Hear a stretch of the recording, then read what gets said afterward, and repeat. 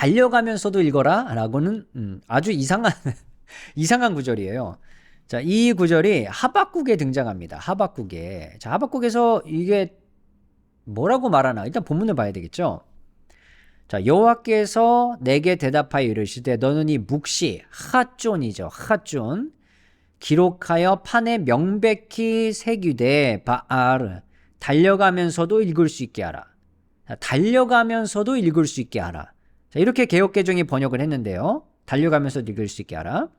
자, 이게 무슨 말일까요? 이게 자, 일단 이 새한글 번역과 그 다음에 직역을 해서 좀 비교를 좀 해볼게요. 자, 새한글에서는요, 너는 본 것을 적어두어라. 그것도 분명하게 서판에다가 누구나 거침없이 읽을 수 있도록. 자, 여기는 거침없이라고 번역을 했습니다. 거침없이. 여기는 달려가면서도예요. 지금 여기 읽을 수 있다는 말은 있고 달려가다라는 말이 없네요. 새 한글에는 이 거침없이라고 번역을 했고요. 제가 직역을 하면요.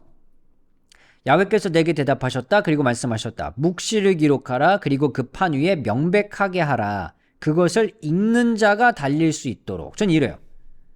그러니까 개역 개정은요. 달려가면서도 읽는다. 새 한글은 거침없이 읽는다. 저는 읽는 자가 달린다.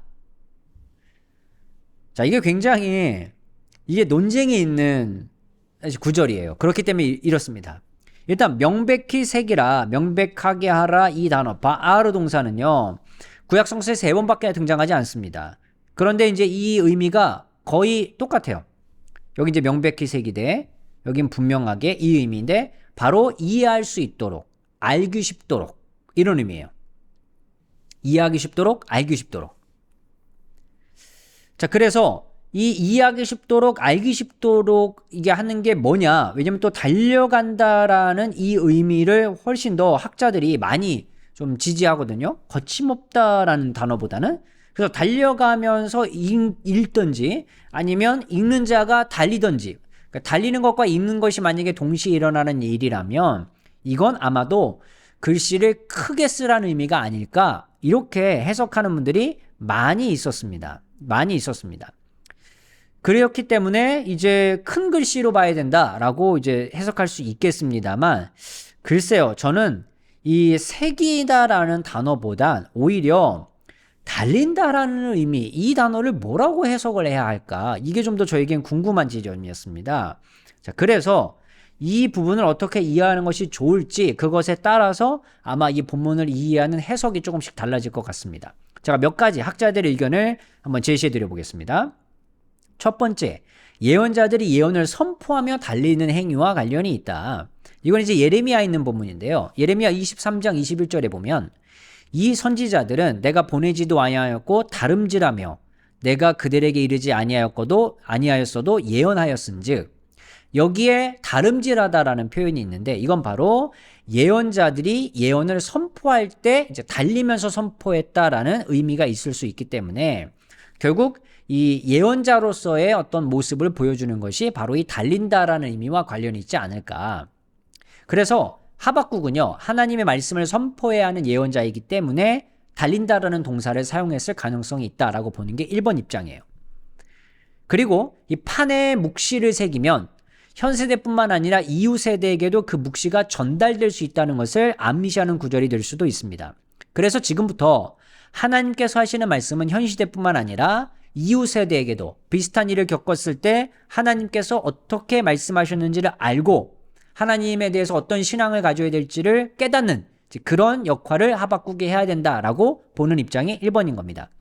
그래서 하박국은 핫존, 하나님의 묵시를 보고 본 것을 기록하고 그 다음에 달려가면서 기록한 것을 읽는 자도 볼 수 있도록, 네, 달려가는 자가 이걸 볼 수 있도록 이렇게 했다는 거죠.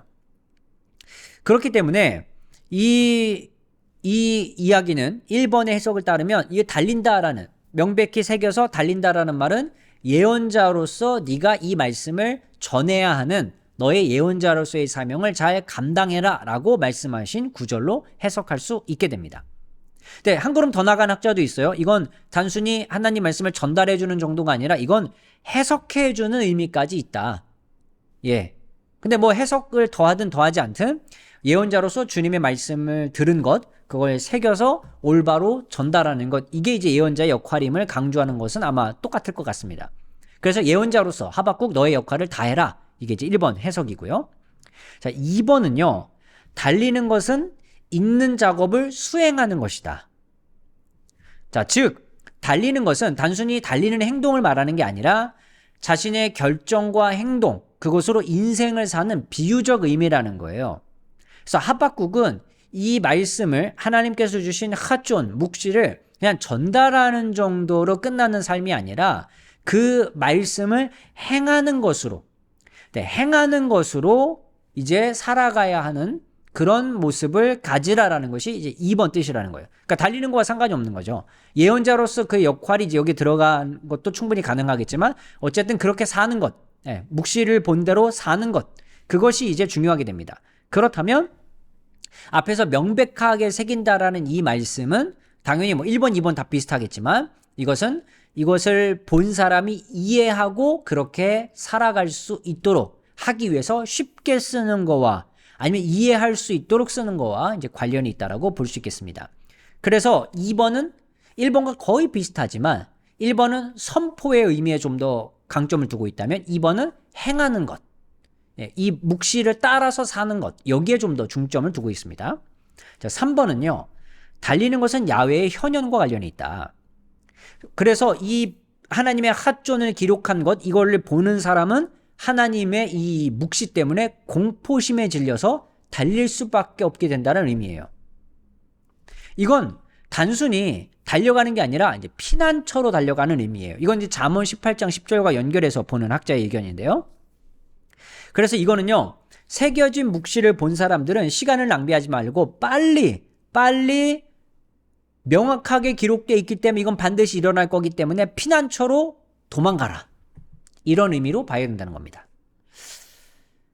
저는 1번과 2번은 좀 받아들일 수 있는 해석이지만 3번은 좀 제가 받아들이기 어려운 해석인 것 같아요. 이게 갑자기 왜 하나님의 현현과 관련이 있을까 좀 궁금하고요. 그리고 하나님의 현현이 과연 일어난다면 피할 수 있는 사람이 있을까? 라는 생각이 좀 들거든요. 그래서 피난처가 과연 있을 수 있나 그런 생각을 좀 해볼 수 있기 때문에 3번은 좀 제가 받아들이기 어려운 해석인 것 같아요. 그래서 하나님께서 하박국에게 핫존, 묵시를 보여주시면서 기록하고 달려가는 것과 관련이 있게 하는 것은 너는 예언자로서 너의 사명을 충실히 감당하고 이 말씀을 지금 세대들에게 그리고 후세대들에게 올바로 전달해야 된다는 하나의 사명으로 봐야 되는 거와, 두 번째는 선포하고 알리는 것도 중요하지만 너는 본 말씀 그대로를 네가 살아내라.